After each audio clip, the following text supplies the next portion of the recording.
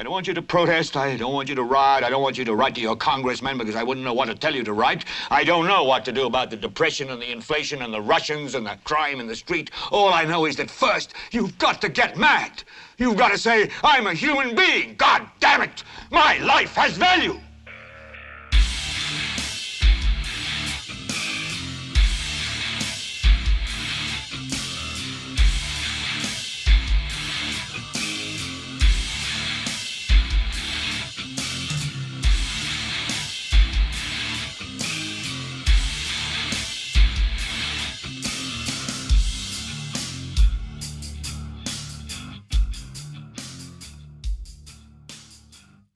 ¿Qué tal, gente? Yo soy Carlos Rodríguez. Esto es GLBT para Leviatán Podcast. Espero que estén bien. Segundo podcast del año. Espero que hayan podido escuchar el primero. Era sobre Israel y el por qué podemos decir tranquilamente que es un estado de apartheid, por así decirlo. Hoy no vamos a hablar de Israel ni de Palestina, porque no me quiero deprimir. Bastante depresivas, no solamente las noticias que salen del área, la cantidad de gente que ha muerto, sino de la hipocresía de las supuestas democracias que tratan de impulsar democracia, libertad, derechos humanos. Me refiero a Estados Unidos, Reino Unido, Europa en general. Como nos quieren vender esas ideas, pero cuando más se necesita de esas ideas las abandonan por completo para respaldar un compita. Entonces es bastante bastante triste el darse cuenta que vivimos en un mundo de políticos hipócritas, sorpresa para algunos, pero al mismo tiempo creo que nos ha reiterado cómo podemos tal vez confiar un poquito más en ciertos aspectos en organizaciones neutrales, en ONGs que se han puesto los pantalones, no como a muchos les gustaría, pero que se han puesto los pantalones para darnos los hechos y tratar de darnos algún tipo de norte moral, por así decirlo. En fin, bueno, esta semana aquí vamos a hablar dos cositas. Vamos a hablar de una serie de reportajes que estuve viendo en Canal 38, en OPA, en Central de Noticias, creo que se llama. Bastante ralito, y que nos muestra también el estado en el que se encuentra el periodismo aquí en Costa Rica. Muy superficial, muy populista y con muy poca curiosidad intelectual, por así decirlo. Una serie de reportajes hicieron sobre las cárceles en El Salvador, sobre el sistema represivo salvadoreño para luchar contra la violencia. Y el tema principal va a ser, les voy a analizar el famoso discurso ya de Javier Milei, el presidente anarcocapitalista argentino, y el por qué es un payaso, porque la gran mayoría de sus puntos son simples comentarios de YouTube que dejan libertarios puestos dentro de un compendium de respuestas que suenan, digamos que lógicas, con fundamentos, pero que cuando uno las empieza a analizar se va dando cuenta que son vacías. El discurso que dio en Davos, por cierto, creo que fue hace 2 semanas. En fin, me interesó hablar de eso por el simple hecho de que estuve viendo, existe una realidad, creo yo, y supongo que esto no solamente le pasa a la derecha, le pasa a la izquierda también. Existe una realidad alternativa en la cual vivimos cuando nos tratamos de engrandecer a nuestros héroes o a nuestras figuras. Eso le pasa, digamos, que a todo libertario y reganista, por así decirlo, con respecto al discurso de Milei, todos escribiendo las clásicas, Milei destroza en Davos, Milei les dice las verdades, y ustedes escuchan y ven, más importante, ven el discurso, y uno ve a un Milei completamente metido en el papel con miedo a improvisar, a salirse de esos puntitos que apuntó de Reddit para poder repetírselos en la gente. Y cómo la gente de Davos fascinada con el mae. O sea, encantados de que estuviera ahí, le aplaudieron, se tomaron selfies antes y después con él. O sea, Milei no destruyó a nadie, no le fue a decir las verdades a nadie, Fue a repetir un discurso que a las élites les fascina, pero en el mundo alternativo de la gente que apoya a Milei, creen que el mae, no sé qué carajos fue a hacer ahí, o sea, que fue a insultarles, fue a miarles la cara a los maes o algo por el estilo. Pero bueno, antes de entrar en temas, quería volver a las recomendaciones de la semana. Esta semana les quiero recomendar, bueno, creo que el último programa fue hace 2 semanas, o sea que me perdonarán, pero la vida de adulto es un poco complicada, cansada y me da pereza. Entonces, los programas van a estar saliendo cada vez que aparezca un buen tema y tenga tiempo de desarrollarlo.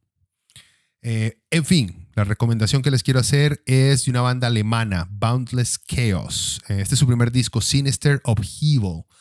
Más una mezcla de death thrash metal, muy a lo old school, muy inspirados. Y al ser alemanes tienen mucha inspiración de Sodom, por ejemplo. También podríamos decir que suenan algo a Possessed. A mí me recordó mucho a un disco que salió por allá. Lo tenía apuntado por aquí, ya lo quité. Que necesito ver el nombre de los más porque es un poco, bueno, no es un poco enredado, pero sí. Creo que ahí está. The Miracles. Salió en el 2005 este disco, One, Hellbound. Me recordó mucho a ese disco, también una mezcla de death y thrash. Que me había gustado mucho. Lanzado creo que fue por Metal Blade, si no mal recuerdo. La banda ya desapareció, pero ese primer disco muy, muy bueno. Creo que alcanzaron a lanzar 2. Me recordó mucho a este Boundless Chaos. La diferencia es que siento yo que ese de Miracles del 2005 tenía mejor producción y el thrash metal no se tiraba tanto a Sodom, sino un poquito más a Slayer. Y así fue como lo vendieron en la época, que sonaba mucho Slayer. Esta gente de Boundless Chaos es un poquito más sucia, un poquito más con una producción un poquito más, por así decirlo, cavernícola, que a muchos les debe gustar, a muchos puristas les debe encantar eso. Es un disco vacilón, es entretenido, es corto, son nada más ¿cuántos minutos dura esta vaina? Creo que se pasa un poquito de la media hora. Entonces es fácil de escuchar, es rápido de escuchar. El único problema que tiene es que, por ejemplo, cuesta mucho sacar una canción en específico que uno diga, esta es la pieza del disco, este es el single, por así decirlo, que quiero seguir oyendo una y otra vez, ¿verdad? No cuenta, obviamente, con una estructura clásica de aquí tenemos un coro, aquí tenemos un verso. No, es bastante seguidito, que igual, vuelvo a lo mismo, a mucha gente que eso es lo que más les gusta. Tal vez una canción que les recomendaría de este Boundless Chaos es el Arson from Beyond. Muy buena pieza, con hooks muy atractivos, tiene unos riffs muy ricos. O sea, a la gente que le gusta el thrash viejo, que mezclaba un toque de voces de death metal con una producción bastante primitiva, les va a gustar mucho. Entonces se lo recomiendo, péguenle una oída. Sus carajillos están empezando, así que si los pueden apoyar, adelante. Bueno, entremos en el tema de la semana, en los temas de la semana. El primero, como les había dicho, es sobre el reportaje que estuvo haciendo Central de Noticias en El Salvador. Creo que mandaron a el director, a Douglas Sánchez, a pasear por El Salvador, a hacer entrevistas y todo. El punto es todo digamos, por así decirlo, el especial va apuntado a lo bien que está El Salvador ahora gracias a las medidas represivas de Bukele. Un comentario rápido. Tenemos que entender que la situación de El Salvador y la de Costa Rica es muy diferente. Tenemos que entender, nos caiga bien o nos caiga mal Bukele, seamos chavistas o no seamos chavistas. Al parecer en El Salvador no quedaba otra más que caer en una, por así decirlo, en un régimen de salvajismo policial por el estado delictivo en el cual se encontraba el país. Al mismo tiempo, ese estado no es simplemente porque la gente es mala, sino por pésimas administraciones, por inequidad, por falta de oportunidades, todas creadas por la clase política del país. En fin, lo que quiero decir es que es lógico que llegue un punto donde la represión, donde los tintes de dictadura sean bienvenidos por una población desesperada, que si no tiene ni siquiera la oportunidad básica de poder salir a la calle,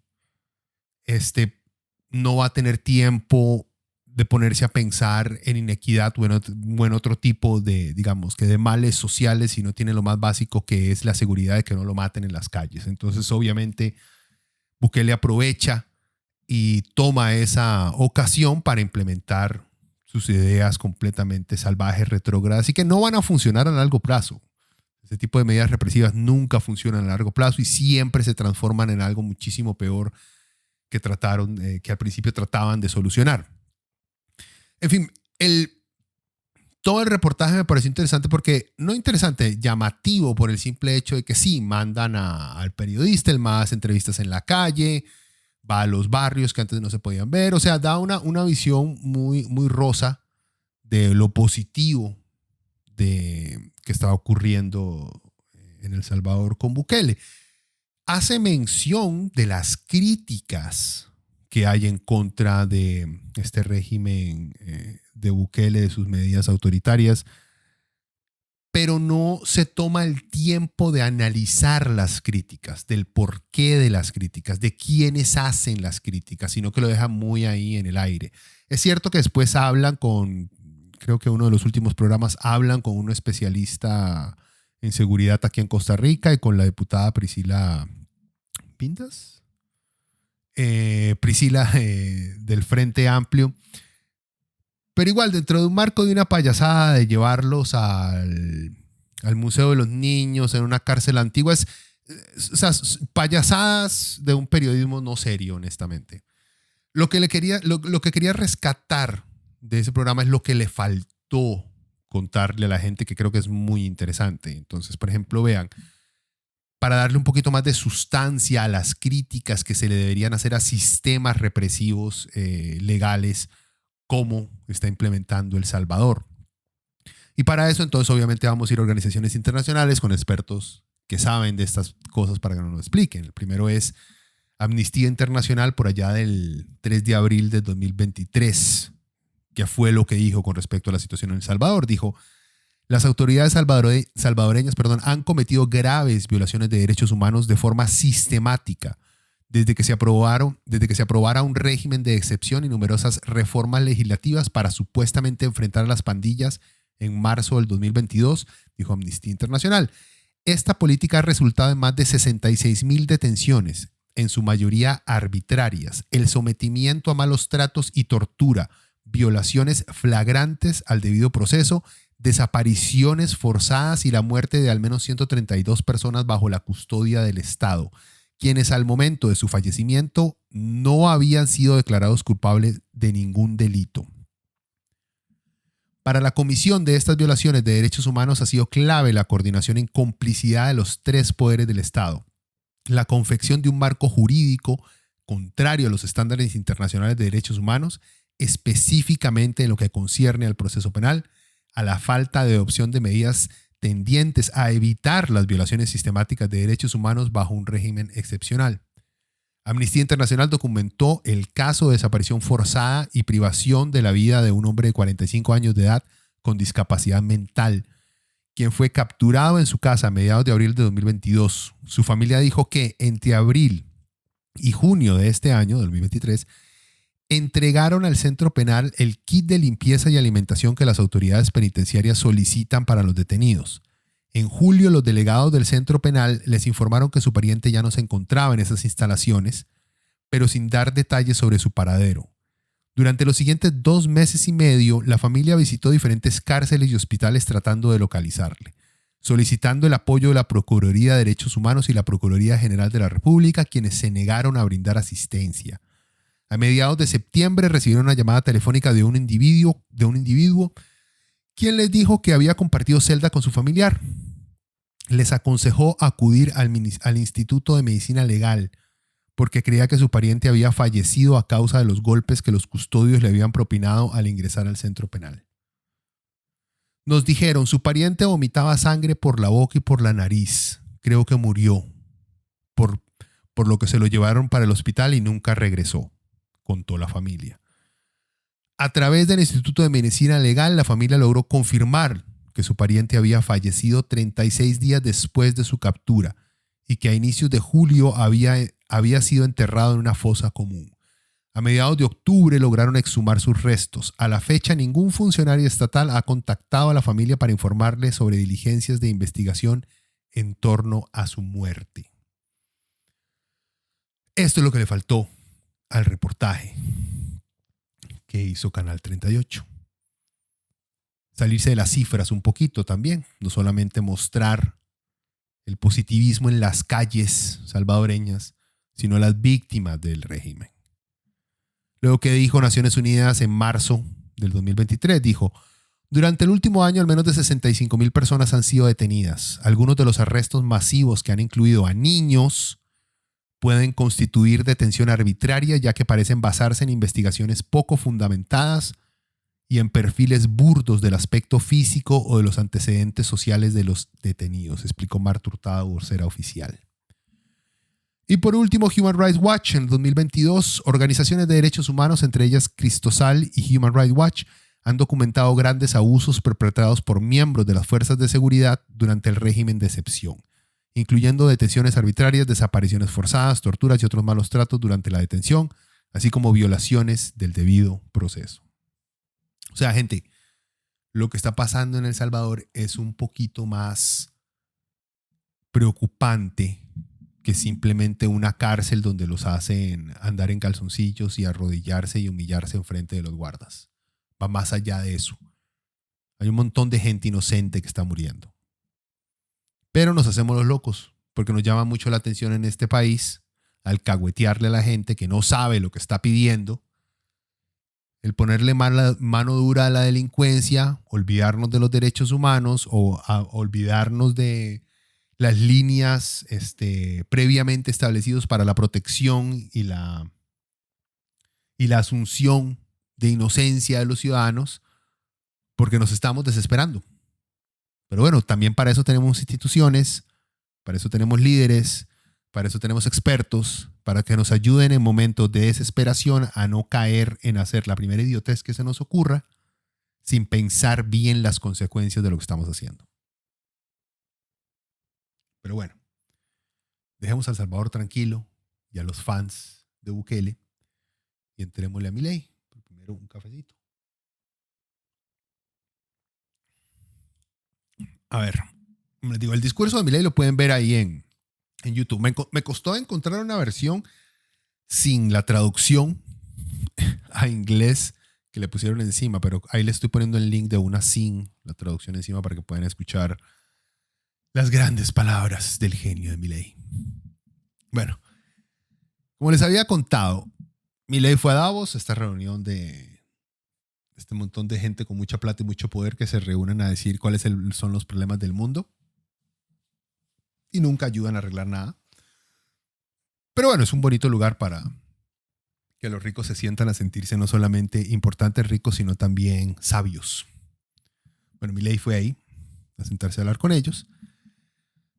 Y como les había dicho al principio, escuchar el discurso es básicamente el mae, siento yo, que escribió su discurso basándose en un post de Reddit, de esos posts que escriben los libertarios para sentirse superior y más inteligente a todos los demás. El mae empieza hablando que el Producto Interno Bruto es un indicador de lo bueno que es el capitalismo y de cómo crea riqueza. Pues bien, vean, de que crea riqueza es cierto. Y muy rápido también es cierto. Algo que admitió Marx. ¿Ya? Cosa que apunta a que nadie ha negado la capacidad y la velocidad con la cual el modelo capitalista crea riqueza. Nadie, ni Marx. ¿Ok? Todo mundo lo ha admitido, todo mundo lo reconoce. El problema, la crítica que se le hace al sistema es para quién crea toda esa riqueza y si es justa la manera, uno, de cómo se genera esa riqueza y después cómo se distribuye esa riqueza y si es posible democratizar aún más el goce de los resultados de esa riqueza para alcanzar un mayor y mejor beneficio social. Nadie, yo no he escuchado a nadie negar que el capitalismo crea riqueza y la crea muy, muy rápido. Más que por lo menos los sistemas anteriores que teníamos. Y antes del capitalismo que teníamos, el feudalismo.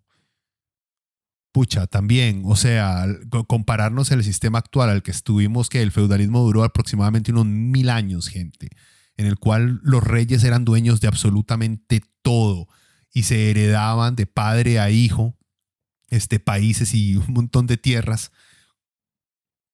Honestamente, cualquier sistema va a ser mejor que ese. No hay, perdón, no hay un punto de comparación muy grande entre uno y otro. Pero bueno, veámoslo un poquito más a fondo. Uno, que es el PIB, el Producto Interno Bruto. ¿Y por qué no es una buena fuente para hablar de avance o de desarrollo humano, por así decirlo? Entonces, veamos qué es, por ejemplo, qué es lo que dice el Fondo Monetario Internacional con respecto al Producto Interno Bruto. Dice, también es importante comprender lo que el Producto Interno Bruto no puede decirnos. El PIB no es una medida del nivel de vida o bienestar general de un país. Aunque los cambios en la producción de bienes y servicios por persona, o sea, el PIB per cápita, se utilizan a menudo como una medida de si el ciudadano promedio de un país está mejor o peor, no capta aspectos que pueden considerarse importantes para el bienestar general. Así, por ejemplo, el aumento de la producción puede producirse a costa de daños ambientales, ¿ya? U otros costos externos, poner un ejemplo como el ruido. O podría implicar la reducción del tiempo libre o del agotamiento de los recursos naturales no renovables. La calidad de vida también puede depender de la distribución del PIB entre los residentes de un país, no solo el nivel general. Para tratar de tener en cuenta esos factores, las Naciones Unidas calculan un índice de desarrollo humano que clasifica a los países no solo en función del PIB per cápita, sino también de otros factores, como la esperanza de vida, la alfabetización y la matrícula escolar. Se han hecho otros intentos de dar cuenta de algunas de las deficiencias del PIB, como el indicador de progreso genuino y el índice de felicidad nacional bruta, pero estos también tienen sus críticos. ¿Esto quién lo dijo? Lo dijo Tim Callen, es ex subdirector del Departamento de Comunicación del Fondo Monetario Internacional. O sea, hasta el mismo Fondo Monetario reconoce que el PIB no es la mejor o la única forma de ver si de verdad hemos avanzado. ¿Ok? Ahora, ¿qué dice Harvard Business School también sobre el PIB? El crecimiento económico ha elevado los niveles de vida de todo el mundo. Sin embargo, las economías modernas han perdido de vista el hecho de que la métrica estándar del crecimiento económico, el Producto Interno Bruto, se limita a medir el tamaño de la economía de una nación y no refleja el bienestar de la nación. Sin embargo, los responsables políticos y los economistas suelen tratar al PIB o al PIB per cápita en algunos casos como una unidad que lo abarca todo para indicar el desarrollo de una nación, que combina su prosperidad económica y su bienestar social. Como resultado, se considera que las políticas que se traducen en el crecimiento económico son beneficiosas para la sociedad. Ahora sabemos que la historia no es tan sencilla, que centrarse exclusivamente en el PIB y las ganancias económicas para medir el desarrollo ignora los efectos negativos del crecimiento económico en la sociedad. Vuelvo a lo mismo, como dijo el FMI, como el cambio climático y la desigualdad de ingresos. Es hora de reconocer las limitaciones del PIB y ampliar el desarrollo de nuestras medidas para que tengan en cuenta la calidad de vida de la sociedad. Harvard Business School. Ningún centro socialista. Aunque ahora hablamos como la gente como Milei trata de aplastar las opiniones de gente más inteligentes que ellos hablando de conspiraciones nazis. Entonces, espérense. Otro más, bueno, el primero fue Fondo Monetario Internacional, que es una organización internacional, una organización internacional, y muchos pueden creer, sí, eso es todo un cabal de gente secreta que está conspirando para destruirnos. Bueno, ok, esa no. Entonces Harvard, una universidad de gran prestigio, de capital privado. Sí, pero es que los neomarxistas están ahí metidos, entonces hablan de eso. Bueno, ¿qué dice una corporación que se dedica prácticamente a hacer el mal en el mundo? McKinsey o The Company. The Agency o The Company. Bueno, no me acuerdo ya cuál era su nickname, pero McKinsey. ¿Qué dice McKinsey? Dice, el PIB como unidad de medida no ha seguido al ritmo de la naturaleza cambiante de la actividad económica. Diseñado para medir la producción física de bienes en la economía de mercado, el PIB no es adecuado para contabilizar servicios de los sectores público y privados en una producción que pueda medirse fácilmente contando el número de unidades producidas. El PIB tampoco se presta para evaluar mejoras en la calidad y diversidad de bienes y servicios, ni para estimar el agotamiento de los recursos o la degradación del medio ambiente asociados con la producción.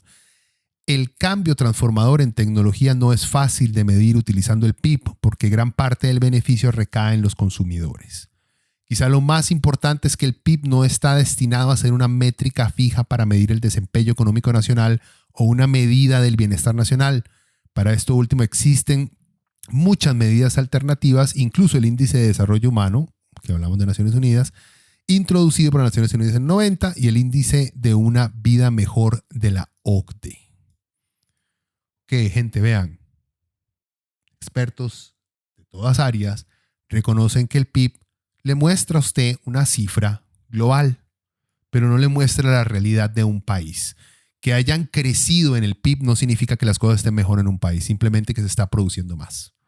¿De qué? No sé, puede ser que en Costa Rica mañana decidimos empezar a sacar petróleo y empezamos a sacar petróleo y nos empieza a entrar esta cantidad increíble de plata, pero ¿qué hacemos con esa plata? Nada. La metemos en el banco, no la invertimos en nada o simplemente se la regalamos a las empresas más grandes del país y ellos se la guardan y hacen inversiones fuera del país, pero no contratan más gente, no construyen más cosas, no elevan los salarios, no hacen nada.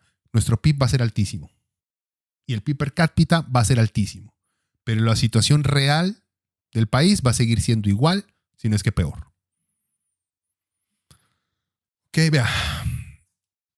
Solo Milei y un montón de liberfachos que andan por ahí, que siguen peleando, digamos que contra molinos de viento, es, digamos que, porque todo su discurso empieza con lo del PIB, ¿verdad? Pero luego entonces uno empieza a ver su verdadera meta, que es pelear contra el fantasma del socialismo, que es, o sea, el mal más grande del mundo y que el capitalismo es superior en todo sentido.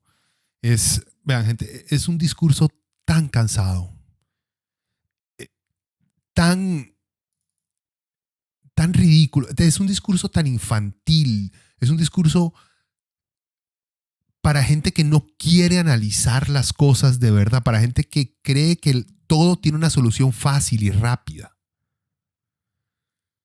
Bueno, yo no creo que los argentinos escogieran a Milei porque el MAE habla de lo bueno que es el capitalismo. Lo eligieron porque el MAE se cagaba en toda la clase política argentina que los tiene sumados en la pobreza y porque el MAE es diferente y los medios de comunicación y los políticos tradicionales no lo querían. O sea, el mismo fucking efecto de por qué elegimos acá primero a Luisgui, luego a Charlie y ahora a Rodri Sasivich Chávez, a Trump. O sea, es por lo mismo, porque el MAE es antisistema en todo sentido, todo es una mierda, yo voy a arreglarlo todo, yo soy el más inteligente, y de ahí en esta ocasión fue un libertario que al parecer pasaba metido en Reddit. Aunque si ustedes buscan a Milei en YouTube van a ver la gran cantidad de apariciones televisivas que el MAE tenía en Argentina y donde siempre ha sido un tipo despreciable. Es de esas personas que, o sea, honestamente yo no sé cómo alguien lo invitaría a su casa a tomar café. Es ese tipo de desagradable es el MAE. No me refiero a físicamente, aunque físicamente también es desagradable. Lo que me refiero es a su forma de hablar y de expresarse de todo. Es de esos tipos que uno honestamente no invita a una fiesta porque sabe que se va a cagar en todo. Bueno, dirían ataques ad hominem, dirían todos los libertarios. Bueno, luego sigue Milei con su discurso, luego le entra la justicia social. Porque dice que eso es el colectivismo por encima del individualismo. Y que ahora está de moda y que los impuestos son recaudados a la fuerza y que eso quita libertades. Clásica.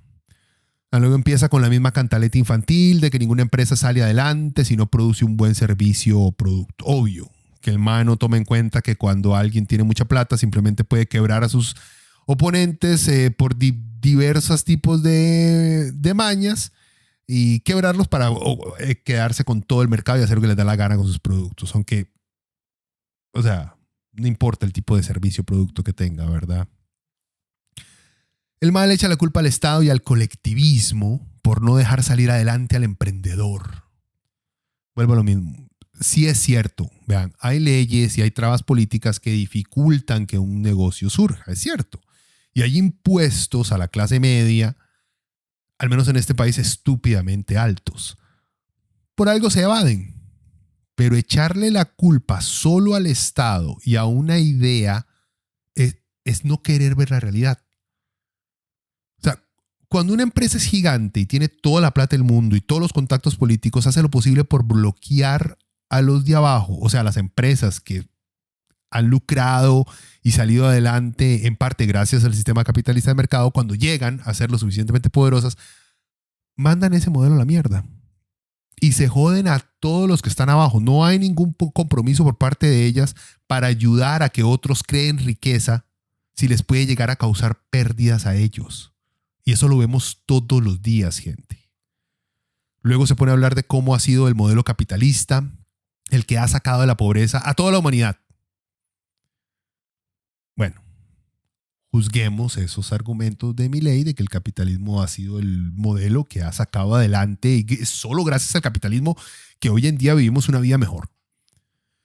¿Qué dice el Programa de Naciones Unidas para el Desarrollo, la PNUD, con respecto a esto?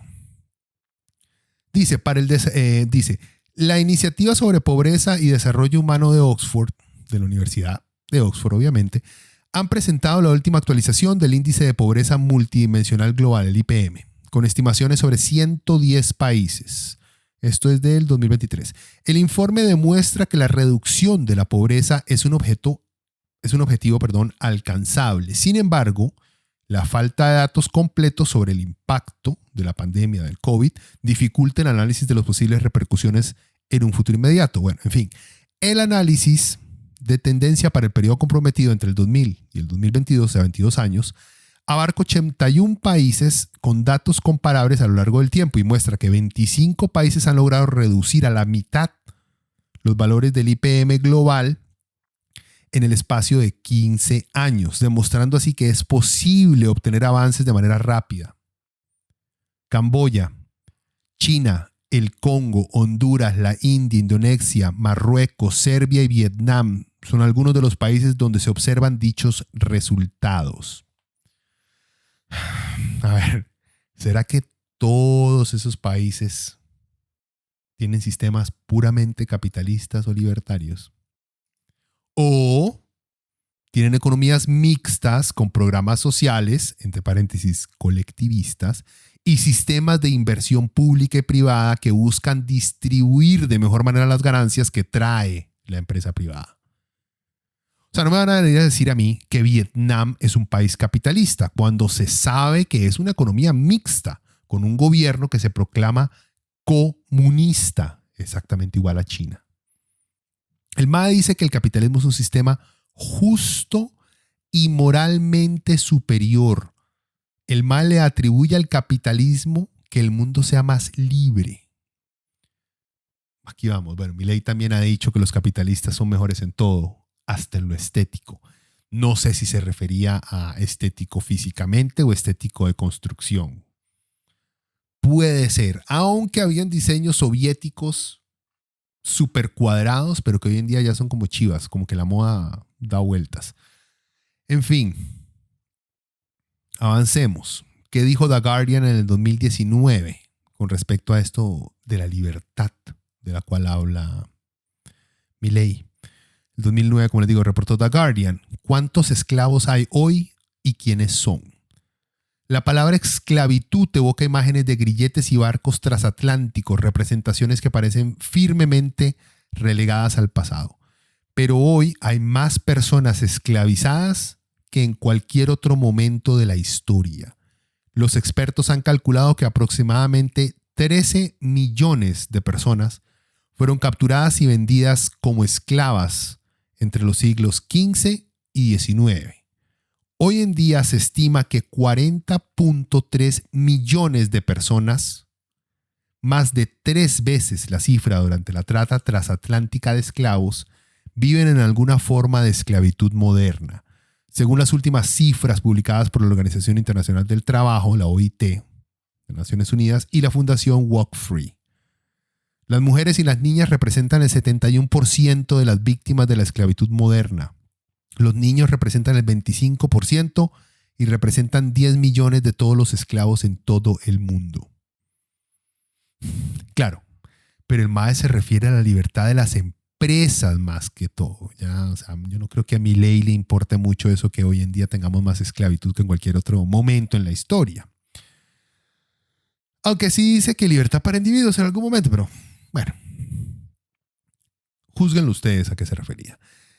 Pero si eso fuera cierto también, sabría sobre la cantidad de esclavos que aún existen en el mundo y que son comerciados en el mercado. Sí, en el mercado.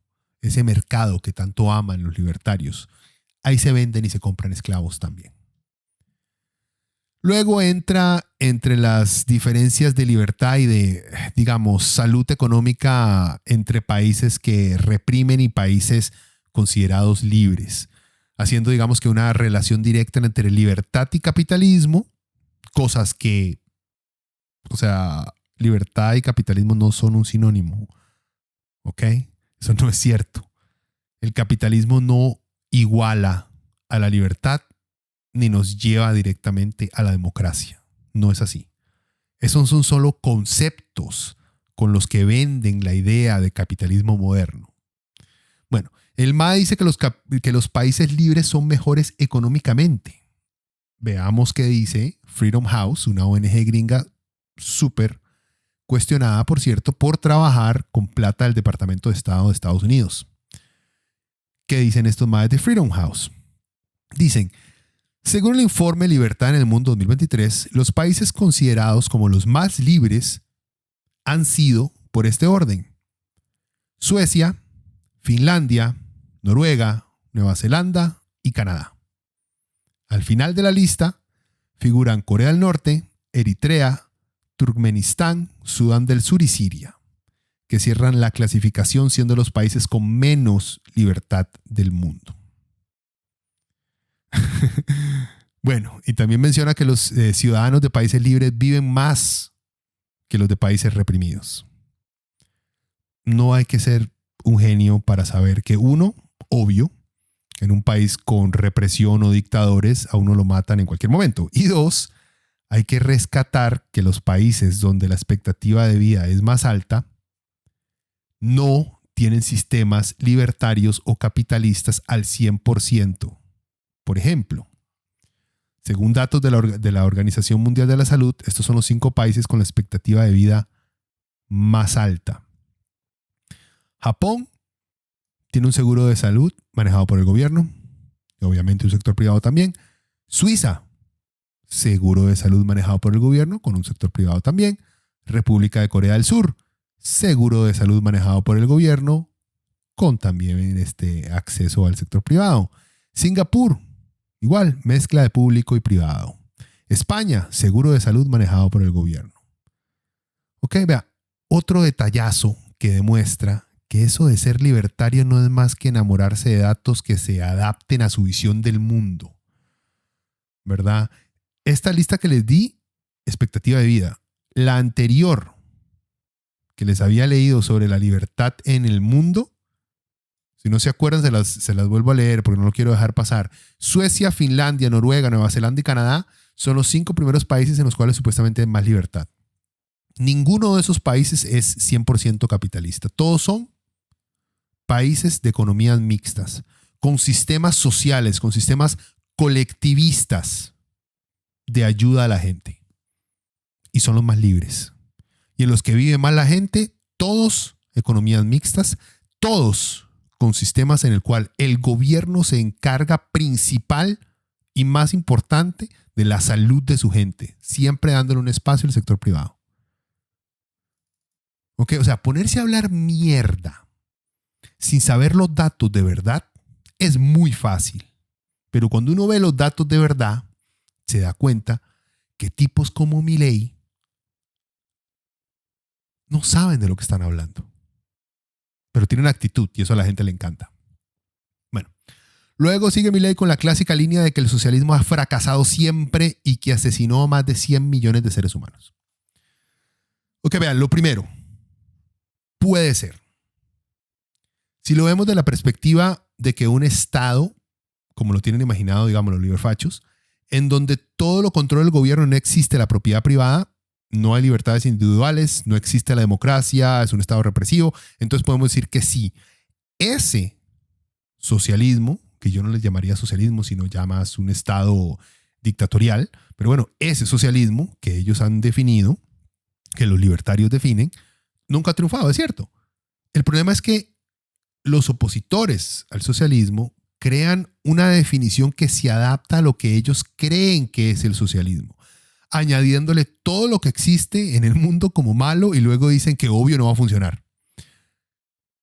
Pero vean, gente, o sea, la Unión Soviética, que ya en paz descanse y Dios goce, no funcionó por mucho tiempo, pero a pesar de todas sus fallas y su inevitable caída, durante, diría yo que unos 50 años hizo temblar a los gringos y a los británicos, a los más grandes exponentes de ese supuesto capitalismo. Los hizo temblar no solamente militarmente, sino también económicamente, científicamente, artísticamente y deportivamente.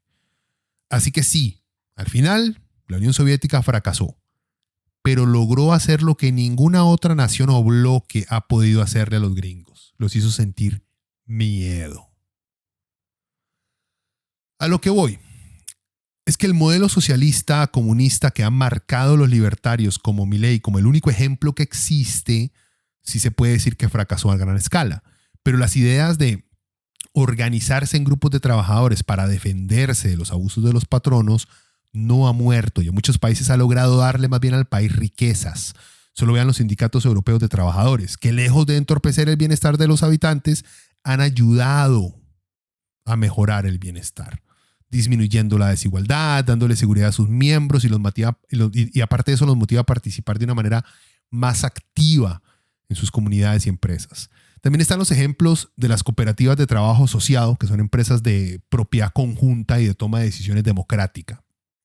O sea, existe todavía sistemas socialistas, digamos que con definiciones antiguas que están funcionando, que han funcionado. También veamos esto. ¿Qué nos hace creer que el capitalismo, a como lo plantea Milei, ha funcionado? Si los datos que da Milei, como había mencionado en varias ocasiones, indican que han triunfado por la utilización más bien de ese colectivismo que él mismo desprecia.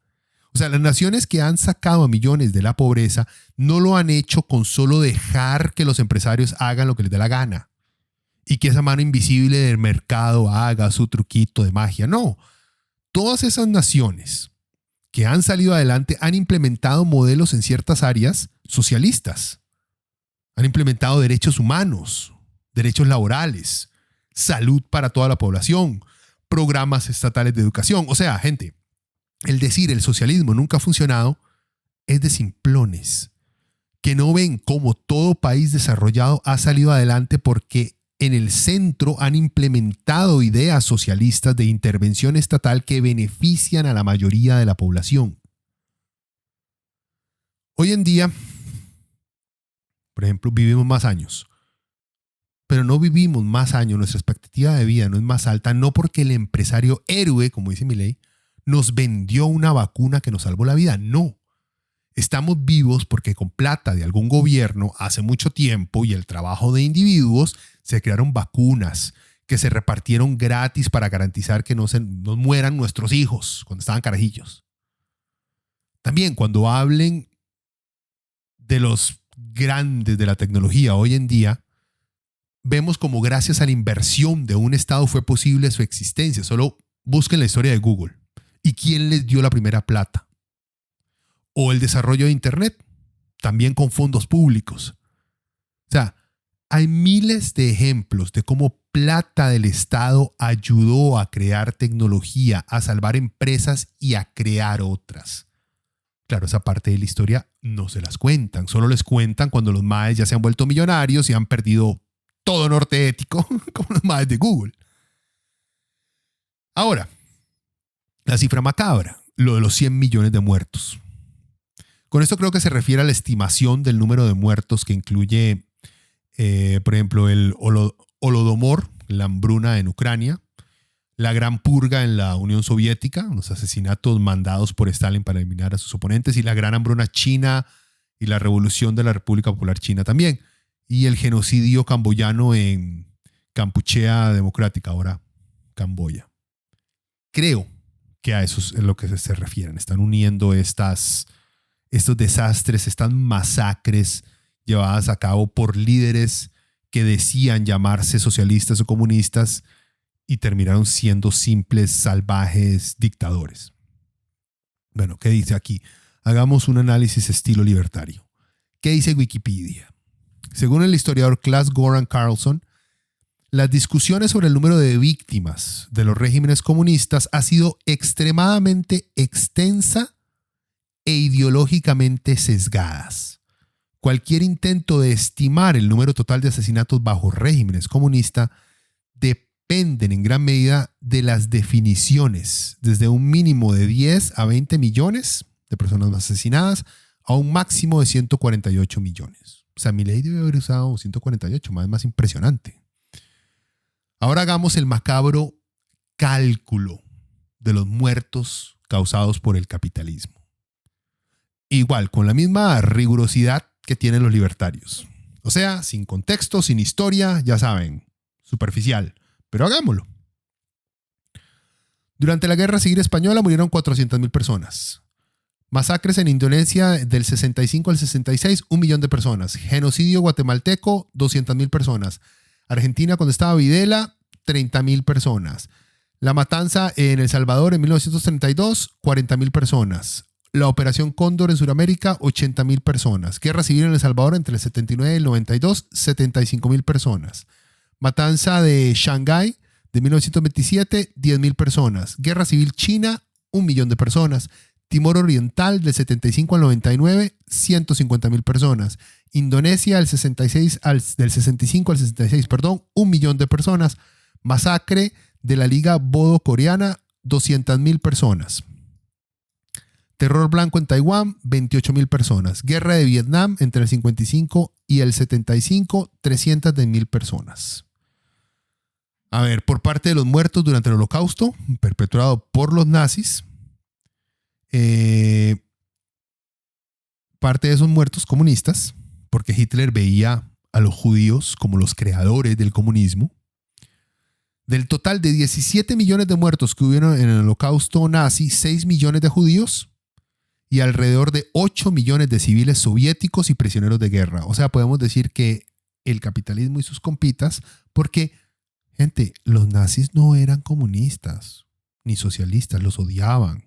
Los querían matar y mataron a 8 millones de ellos. ¿Ok? Y ustedes se pueden ver, Mercedes-Benz existía. Un montón, lo que ahora es Bayer, un montón de empresas privadas sobrevivieron y lucraron con los nazis. Porque los nazis amaban a la empresa privada. Si queremos, digamos, por eso estamos haciendo un análisis superficial a lo libertario.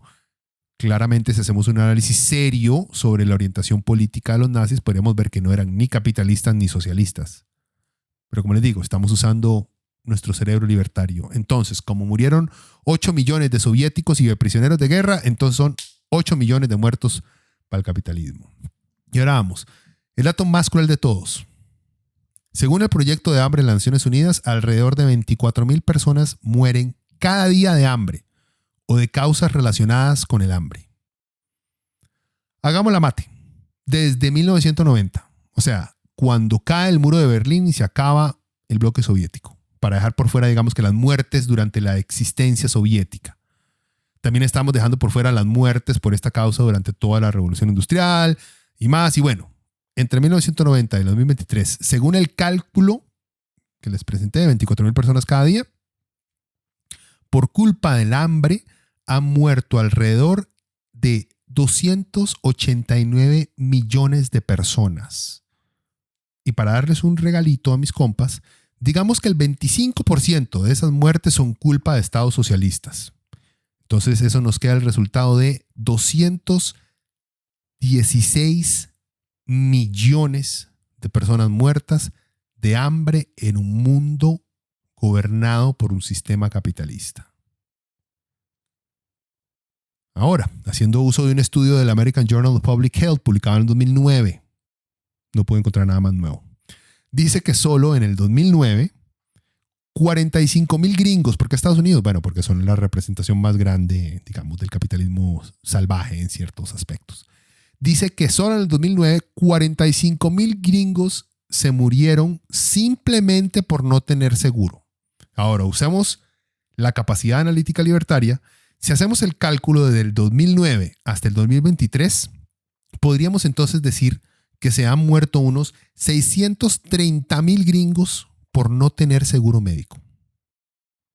Ustedes saben, los gringos no tienen un seguro médico como el resto de países más avanzados, ¿verdad? El gobierno deja a la gente morir. Bueno, dejémoslo ahí. No metamos el crimen organizado, ni los carteles, ni las guerras de invasión gringas, ni británica, ni de otros países colonialistas en países tercermundistas. Hagamos la mate de eso que les acabo de decir y veamos por cuántos muertos es responsable el capitalismo. 229 millones de muertos. Este es el doble de lo que dijo Milei. El doble. Bueno, luego habla de que todos los economistas que ven el mundo diferente a él están equivocados. Y que no existen fallos en el mercado, que eso de regulaciones más bien hacen fallar al mercado. Pero entonces dice que si hay fallos en el mercado es culpa de la intervención en el mercado, porque los mercados no tienen fallas. O sea, el MAE la verdad no sabe lo que está diciendo. Dice que no existen fallos en el mercado, pero que si existen fallos en el mercado es culpa del gobierno y que cuando existen es porque el gobierno metió la mano y que si hay fallos sin intervención estatal es porque se equivocan y si hay intervención del Estado porque los mercados no tienen fallos. Vean, gente, eso es lo que pasa cuando uno es tan flexible que se la puede mamar uno mismo. Termina en este tipo de enredos. Vean, este ma durante todo el discurso, como les dije, se la pasó con la jupa metida en el papelito que llevó. En su post de Reddit que llegó a leer. Y cuando trató de improvisar y hablarle a la audiencia mirándolos a los ojos, comenzó a atarantarse. Es uno de esos compas que uno ve que se sube a exponer y cuando el profe le pide que no lea, el ma se pone súper nervioso, empieza a sudar y se le quiebra la voz. Ese fue Milei. Exponiendo en la U, cagado el susto si no podía leer su papelito. Bueno. Luego que no hay que regular monopolios porque eso destruye el crecimiento económico. Luego sale diciendo que la intervención del Estado es perjudicial teóricamente y que hay evidencia empírica. ¿Cuál? No presentó ninguna. Solo balbuceó un montón de idioteces. Que como los socialistas ya perdieron, porque todo sistema económico que plantean ha fracasado, que nadie le cuente a Milei sobre los kibbutz en Israel, ¿verdad? Porque me le puede dar un infarto. ¿Saben qué es un kibutz? Un kibutz son organizaciones económicas, como las colectividades o las colectivas españolas, y parte de uno de los movimientos comunales más importantes de la historia. Fueron fundados en un momento y en un lugar en el que la agricultura independiente no era práctica. O sea, los miembros se vieron forzados por la necesidad de desarrollar un tipo de vida comunal, y estaban inspirados por su propia ideología sionista socialista. Los miembros de los kibbutz desarrollaron un modo de vida comunal y sí son israelíes. ¿Por qué lo digo así? Porque Milei ama a Israel. Pero así, ama a Israel. Supongo entonces que por ser israelíes, entonces no son comunistas. Aunque todo facho siempre ha hecho una relación directa entre judío y comunista, ¿verdad? Pero bueno, eso demuestra también la profundidad de análisis y la mente brillante de Milei. Bueno, que como ya perdimos los socialistas, entonces que nos dio por meternos con eso de poner a pelear al hombre y a la mujer, o sea, el feminismo radical, dice él. Pero suave. Acá es donde, digamos, que se termina de desenmascarar Milei, porque cuando habla de agenda colectivista está hablando, como les había comentado al inicio, una vieja conspiración nazi. No le vamos a entrar a la estupidez de ponerse a calificar al feminismo, de poner al hombre y a la mujer a pelear. Es una huevada. O sea, no es, si usted considera que poner a pelear al hombre y a la mujer porque le damos a la mujer los mismos derechos que tiene el hombre, sos un idiota. En serio, tratar de hablar de derechos humanos con alguien que no reconoce la importancia de reconocer a una persona de un sexo diferente como un ser humano igual que uno y por ende que tenga las mismas condiciones jurídicas, democráticas, que tiene uno, que le paguen igual, que pueda tener acceso a los mismos empleos que uno, que no sea discriminada por el simple hecho de poder dar vida. Dejémosla ahí, porque es otro podcast eso. Pero es una idiotez. Nadie ha puesto a pelear al hombre y a la mujer. Nadie los ha puesto a pelear. Las mujeres han exigido y han alcanzado su igualdad ante la ley que siempre se han merecido porque son un ser humano. Bueno, a lo que digo de que se desenmascara Milei es porque les está diciendo que usa una vieja conspiración nazi. El bolchevismo cultural o marxismo cultural que los derechistas gringos revivieron hace un par de años atrás y que les fascina a todos los fachos del mundo. Para inventarse una conspiración de que los socialistas quieren destruir al buen hombre blanco, católico, por medio de medidas culturales y sociales. ¿Cuáles medidas? Todo lo que tenga que ver con derechos humanos, todo lo que tenga que ver con reconocer y darle espacio a minorías dentro de los sistemas que los blancos siempre han dominado y que quieren tener que compartir no quieren tener que compartir ni competir con gente de otras razas, orientaciones sexuales o otros géneros. Y obviamente esa agenda marxista secreta incluye el ambientalismo y el aborto, por supuesto, tenía que salir con el aborto, el mamador de Milei. Y que toda organización internacional, las universidades, los medios de comunicación han sido tomados por los neomarxistas. Vean, Milei es tan bruto, tan malo, que el mae quiere ser judío, porque lo ha dicho, quiere ser judío, digamos que como esos carajillos a los 8 años que se empiezan a vestir con el kimono de karate y dicen que son japoneses. Así es las ganas que tiene Milei de ser judío, amigo de Israel. Es tan bruto que recicla conspiraciones nacidas del antisemitismo europeo para luchar, según él, contra el socialismo. O sea, gente, ¿y por qué les digo que es una conspiración nazi? Vean, le damos un discurso para aclarar por qué el neomarxismo que menciona Milei, el marxismo cultural, la agenda cultural socialista, nace de conspiraciones antisemitas. Les leo. El bolchevismo no solo es antiburgués, sino también anticultural. Significa en última instancia la destrucción absoluta de todos los avances económicos, sociales, estatales, culturales y civilizadores realizados por la civilización occidental en beneficio de una camarilla internacional desarraigada y nómada de conspiradores que han encontrado su representación en los judíos. ¿Quién dijo eso? Joseph Goebbels, el jefe de propaganda del partido nazi.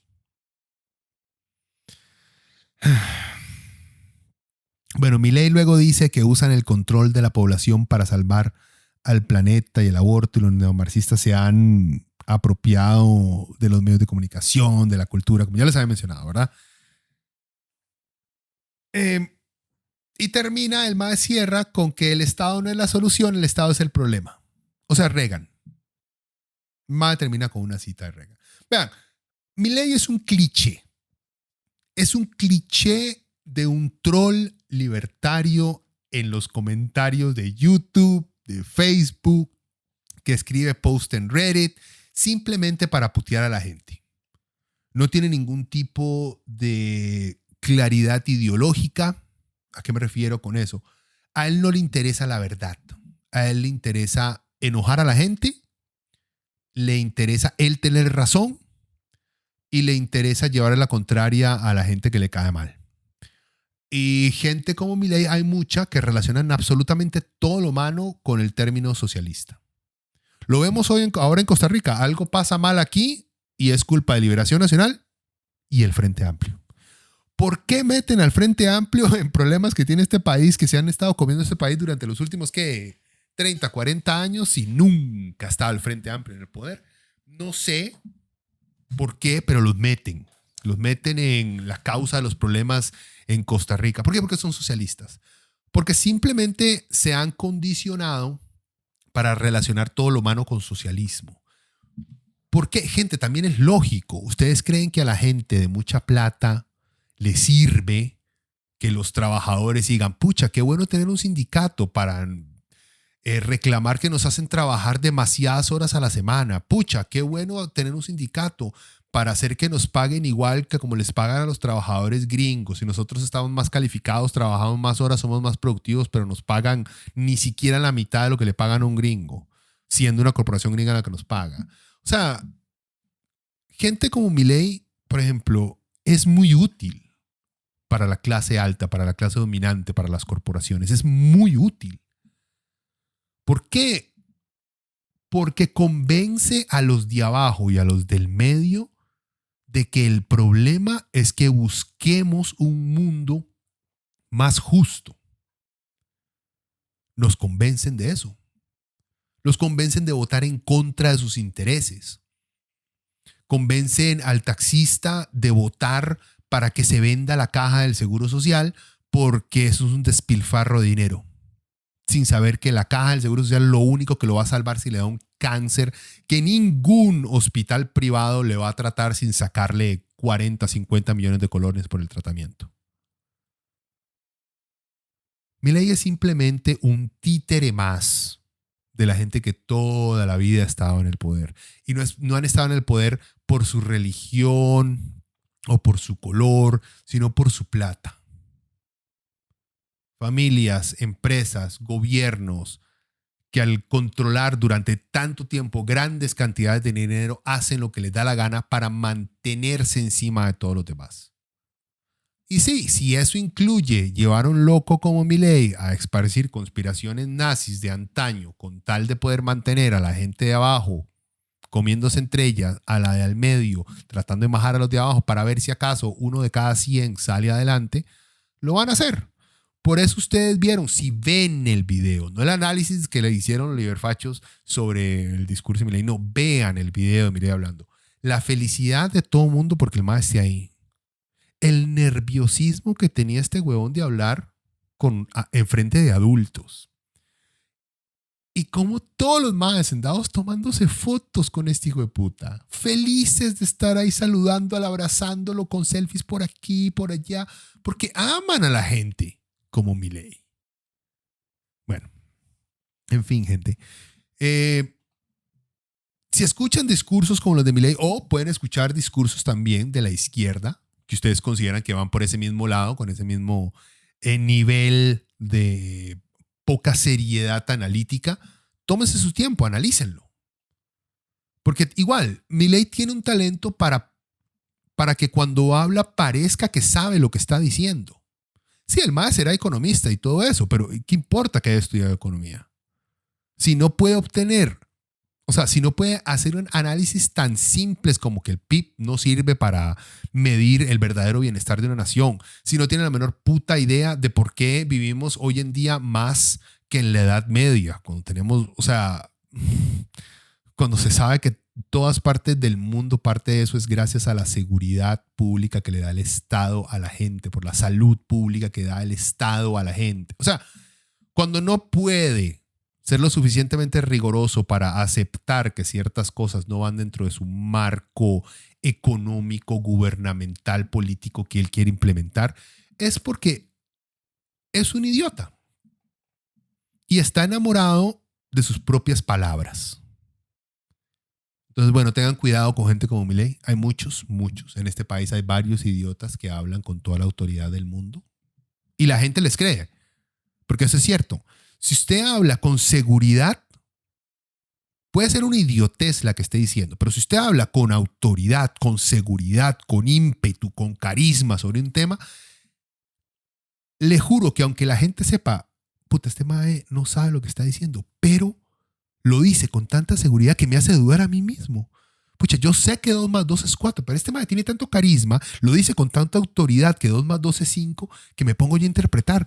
Puta, ¿no será que se me está olvidando algo? Tal vez 2 más 2 sí sea 5, porque yo estoy muy convencido. Eso pasa, gente.